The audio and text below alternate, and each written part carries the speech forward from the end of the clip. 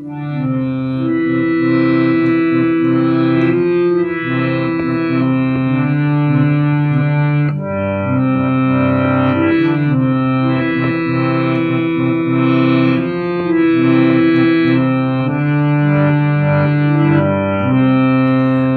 sing thy name, I will drink thy name, and get all drunk o'er with thy name. I will sing thy name, I will drink thy name, and get all drunk o'er with thy name. I will sing thy name, I will drink thy name, get all drunk o'er thy name.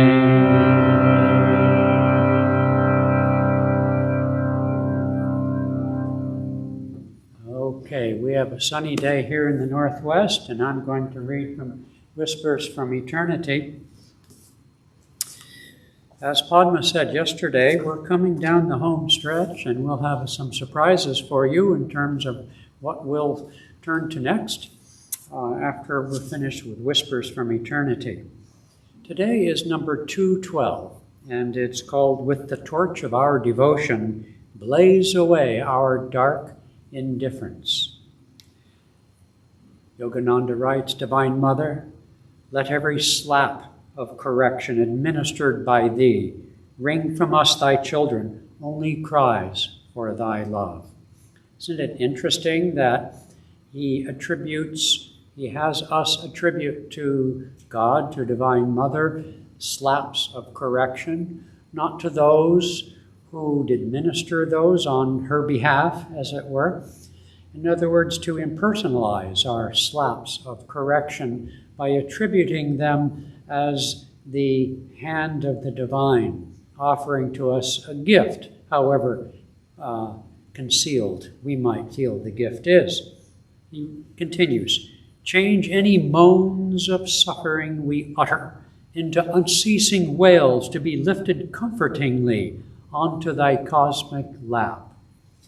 Here he gives to us in veiled poetic terms the teaching that suffering, as we define it, as our ego experiences it, serves only the divine purpose of awakening us to seek our true comfort, our true happiness, our true home in divine consciousness, in the arms of Divine Mother, in the consoling expansion of consciousness that transcends the ego. He continues, O Divine Mother, teach us, even when we are bludgeoned by pain, to sing only thy exulting songs of joy. Well, that's a high bar for people. I mean, just thinking of physical pain, not to mention emotional pain, but they're both pain, and both are very intense when we experience them. But to respond to pain with exulting songs of joy, well, not so easy. Easy to say, not so easy to do.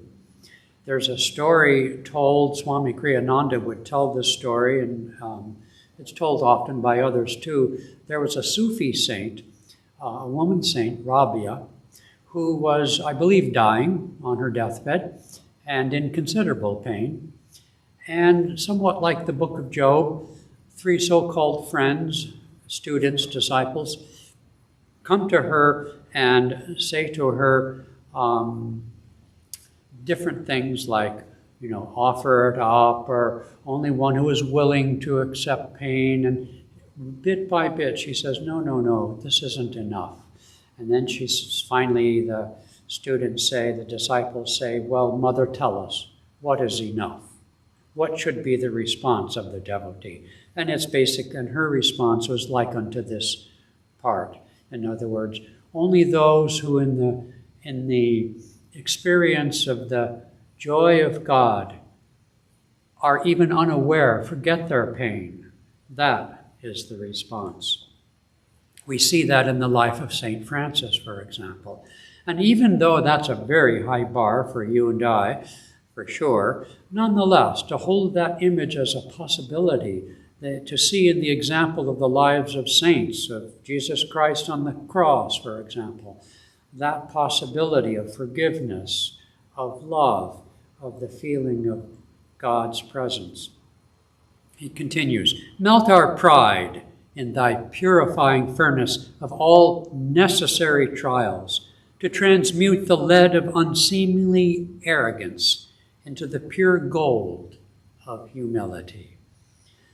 You see, much of our pain is the pain to our pride, and maybe not physical pain from a physical injury or a surgery so much, but certainly emotional pain is felt by the ego, which is the summum bonum, or the equivalent anyway, of pride. Divine Mother, he goes on, clear out the brooding slum of our selfishness, wherein crouch huddled in pain the starving, ill-clad urchins of our ignorance. Build there instead thy temple of omnipresence, wherein noble votaries of devotion, solemn reverence, and aspiring love can worship thee with pure hearts, dressed in the simple, clean garments of single-minded intention. In that golden temple, softly echoing thy whispered inner guidance, thy devotees will offer before thy altar the frankincense of unceasing remembrance as they sing to thee their soul chants. You know, when he says golden temple, I not only think of the famous golden temple in India, Amritsar, the Sikh temple, but more importantly, I think of all the great temples throughout both history, time, and place throughout the world. And, you know, we think of beautiful temples, and perhaps some of them were built arrogantly, I suppose, I don't know, but we think of the great art, even those of us who are Westerners, the great art of the Middle Ages and the Cathedral of Notre Dame and Chartres and so forth. You know, there is a richness, there is a royal quality to God.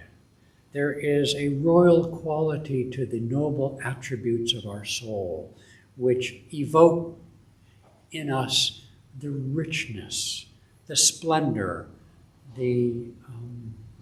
all the finest things of life being offered in the temple and to the temple. It's no coincidence that down through history, humanity has erected immense temples to God, because that power, that magnificence, which is our own very potential, but nonetheless, when it's externalized, objectified, humanity has the impulse to create such places. But the deeper understanding in this age of self-realization is that this, as Jesus said, destroy this body temple and I will rebuild it in 3 days. This is the real temple, the temple of our heart.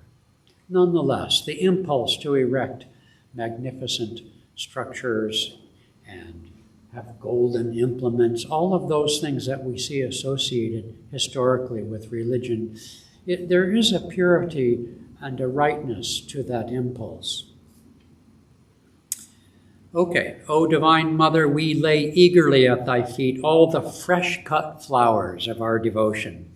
Our humble prayer to thee is this: convert the little altar of our united hearts into the blazing light of thy omnipresence. Divine Mother, be thou the only love of our souls. Ignite our damp wood of earthliness with the flame of infinity. Let the torch of our devotion blaze in the dark forest of our indifference, restlessness, and ignorance. Inflame our minds with thy thoughts, our hearts with thy love, and our souls with thy eternal joy. During the winter months, in our hermitage at Camino Island, I have a wood stove, and I'm keenly aware of the fact that wood which is wet is very hard to burn, to ignite. Keenly aware that it takes a high temperature inside the wood stove to ignite that wood and to keep it blazing. And it's an apt and appropriate metaphor for our own heart's love, which is the effort to ignite that flame. And that's done by association with other people, by mindful prayers, whispers from eternity, by meditation on God, Divine Mother, or the Guru. There are many ways to do that. You know, when I think of slaps of correction and devotion, the I-thou relationship, we are in, by necessity, by creation, constantly in the being and doing mode. The being mode is accepting the self. The being mode accepts whatever comes to us as simply what it is, without reaction. The doing mode, however, is the constant impulse to improve, to make ourselves better, clearer, more mindful. And that, that ebb and flow of life, we cannot escape it by only being one of those. And though we can be one of those for a time, we cannot sustain it until we rest in Thee. For example, if we're only ever doing, we need to rest.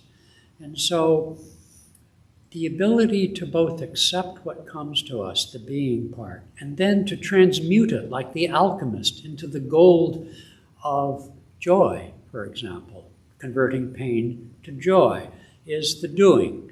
And that great dance, that Leela of God in life, the great play, the drama of life, is what we've been offered to do.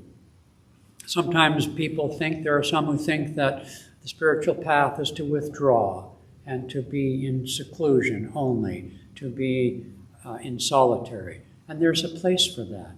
Others will say that the only way to purify ourselves is to serve the poor or to serve other people, to serve good works, to teach children or work in a hospital.